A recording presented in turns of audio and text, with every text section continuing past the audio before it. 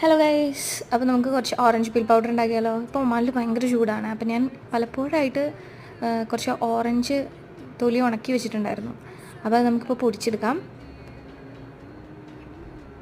അപ്പോൾ മീൻസ് കുറച്ച് പഴയ ഓറഞ്ചിൻ്റെ തൊലിയും കുറച്ച് ഇപ്പോൾ ഉണക്കി വെച്ച ഓറഞ്ചിൻ്റെ തൊലി എല്ലാം കൂടി ഉണ്ട്. അപ്പോൾ എല്ലാം കൂടി നമുക്ക് മിക്സിയിലിട്ടിട്ട് പൊടിക്കാം കേട്ടോ.